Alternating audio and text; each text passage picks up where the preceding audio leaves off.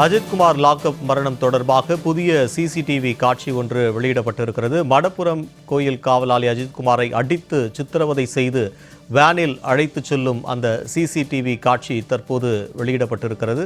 மடப்புரம் கோயில் காவலாளி அஜித்குமாரை காவலர்கள் அடித்து சித்திரவதை செய்து வேனில் அழைத்துச் செல்லும் அந்த சிசிடிவி காட்சியினை தற்போது நாம் பார்த்து வருகிறோம். இது குறித்தான கூடுதல் விவரங்களை எமது செய்தியாளர் சல்மான் வழங்க கேட்கலாம். சல்மான், விவரம். ஒட்டுமொத்த தமிழகத்திலேயே மிகப்பெரிய ஒரு கேள்விக்குறியாக இருக்கக்கூடிய ஒரு இளைஞரின் படுகொலையாக இருக்கக்கூடிய மடப்புரம் அஜித்குமார் கொலை வழக்கில் தனிப்படை காவல்துறையினர் விசாரணையின் பொழுது அவரை அடித்து கொலை செய்திருக்கிறார்கள். இந்த வழக்கானது ஏற்கனவே சிபிஐக்கு மாற்றப்பட்டாலும் கூட உயர்நீதிமன்றத்தால் நியமிக்கப்பட்ட நீதிபதி அவர்கள் தொடர்ந்து 3வது நாட்களாக சாட்சியங்களிடம் விசாரணை நடத்தி வருகிறார்கள்.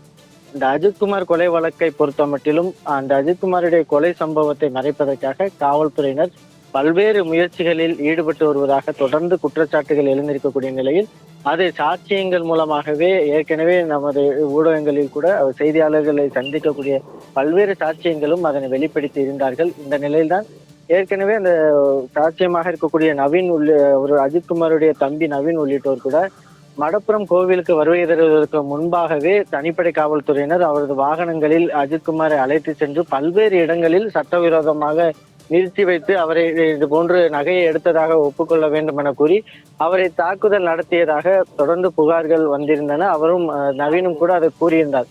இந்த நிலையில்தான் இந்த அஜித்குமார் கொலை வழக்குடைய ஒரு புதிய சிசிடிவி காட்சிகளும் வெளியாகி இருக்கிறது.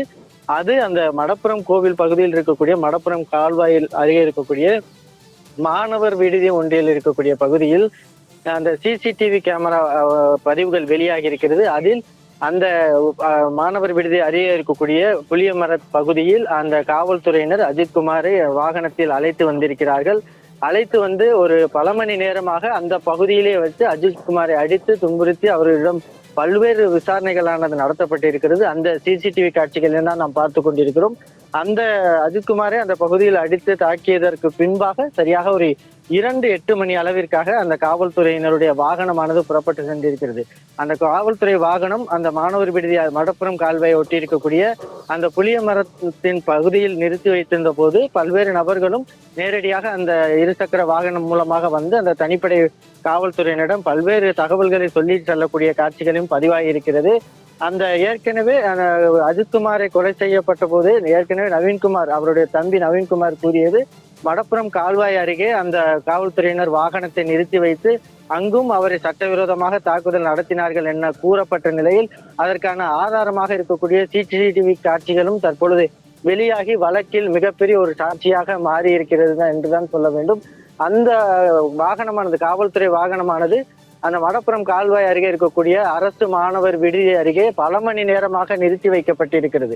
ஒரு தனிப்படை காவல்துறையினர் விசாரணை நடத்தும் போது அதிகபட்சமாக காவல் நிலையத்தில் வைத்து விசாரணை நடத்தியிருக்கலாம். அதுவே மிகப்பெரிய ஒரு கேள்விக்குறியான நிலையில்தான் ஏற்கனவே அந்த அறநிலைத்துறையுடைய உதவி ஆணையர் அலுவலகத்தில் வைத்ததே மிகப்பெரிய ஒரு சட்டவிரோதம் என கூறப்பட்டு கொலை செய்யப்பட்ட ஒரு சம்பவமாக மாறிய நிலையில் தற்போது எதற்காக அந்த மடப்புரம் கால்வாய் அருகே அந்த தனிப்படை காவல்துறையினர் அஜித்குமாரை அழைத்து வந்தார்கள், அந்த பகுதியில் யார் யாரை விசாரித்தார்கள் என்பது குறித்தான கேள்வியும் எழுந்திருக்கிறது. ஏற்கனவே அவர் உயிரிழந்த நேரமும் காலை முதலாக ஒரு மிகப்பெரிய ஒரு தவறுதலான குறிப்பிடப்பட்டிருக்கிறது. 6 மணி அளவிற்கு திருப்பணம் அரசு மருத்துவமனைக்கு அழைத்து செல்லப்பட்ட பொழுது அவர் உயிரோடு இல்லை என கூறப்பட்டிருக்கக்கூடிய நிலையில் முதல் தகவல் அறிக்கையில் சரியாக இரவு 11 மணி அளவிற்காக உயிரிழந்ததாக அந்த ஆய்வாளருக்கு தெரிவிக்கப்பட்டதாக கூறப்பட்டிருக்கிறது. இப்படியாக முற்றிலுமாக அஜித்குமார் கொலை வழக்கை பொறுத்த மட்டிலும் காவல்துறையினர் முதல் தகவல் அறிக்கையில் தொடங்கி ஒட்டுமொத்த விசாரணையும் பொய் சாட்சியாக பொய்யாக எழுதியிருக்கிறார்கள் என்பதே அந்த விசாரணையும் இந்த ஆதாரங்களிலும் தெரிய வந்திருக்கிறது. எனவே இந்த அஜித்குமார் கொலை வழக்கை பொறுத்த மட்டிலும் எதற்காக 5 மணி நேரத்திற்கு மேலாக இது போன்று விசாரணை என்ற பெயரில் அஜித்குமாரை பல்வேறு இடங்களுக்கு அழைத்து சென்றார்கள் என்பது குறித்தான கேள்வியும் இருக்கிறது.